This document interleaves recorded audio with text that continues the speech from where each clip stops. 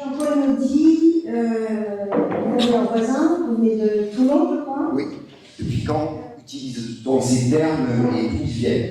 J'ai oublié le principal, c'est alimentaire. Alimentaire, c'est du latin alimentaria, c'est ce qui nous maintient en vie, ce qui nous substient, ce qui nous sustente. Et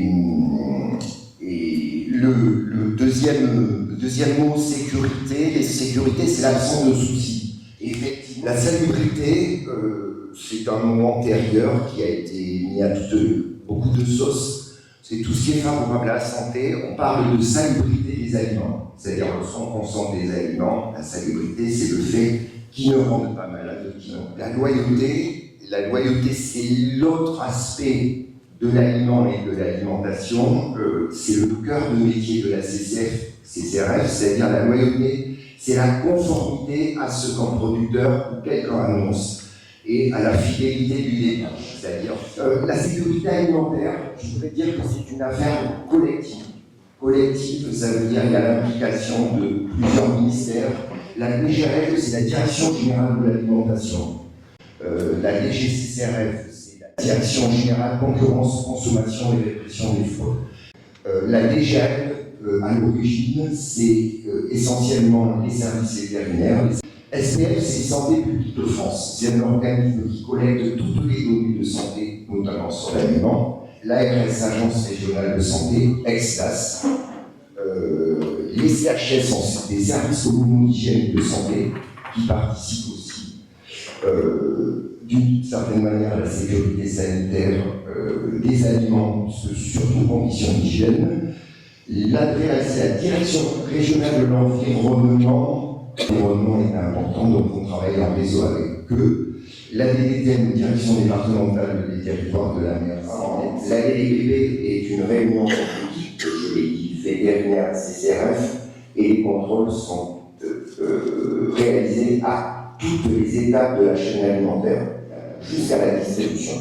Dans le Var, nous sommes une équipe de 18 agents, 7 inspecteurs, inspectrices CCRF et 8 techniciens vétérinaires. Est-ce qu'on a une idée du nombre de contrôles?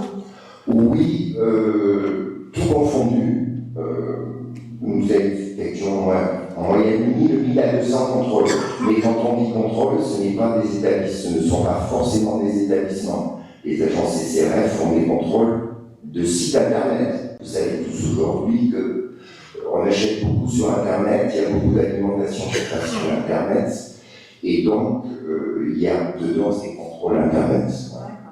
Nous imprimons sur 2 types de laboratoires, laboratoire CCRF, service commun des laboratoires pour tout ce qui est pesticides des végétaux, composition des animaux, sur des laboratoires départementaux d'analyse vétérinaire pour les aspects sanitaires liés aux bactéries, germes, recherche de contaminants biologiques. Alors, M. Simon pourra en parler mieux que moi sur les PN, les tâches nationales CCRF en fonction de l'actualité. Vous avez qu'on a eu aux plaintes, il y a beaucoup de plaintes qui remontent, et pour nous, ça nous aide beaucoup d'orienter.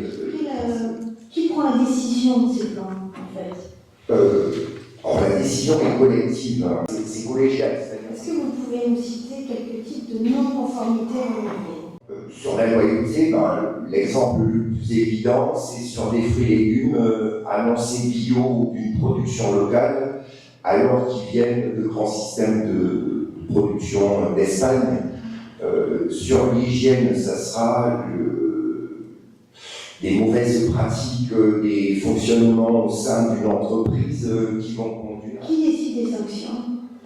Ce sont les inspecteurs, les agents de terrain, en dialogue avec leur hiérarchie. Il y en a 2 types.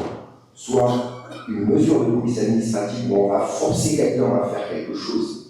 S'il ne le fait pas, il en répondra devant le juge ou on interdira son activité. Et puis, il y a en parallèle la sanction pénale qui, elle, est réparatrice, mais qui ne va pas forcément corriger l'incident. Et là, ce sont des amendes et puis qui décident. Qu'est-ce qu'on appelle le HACCP?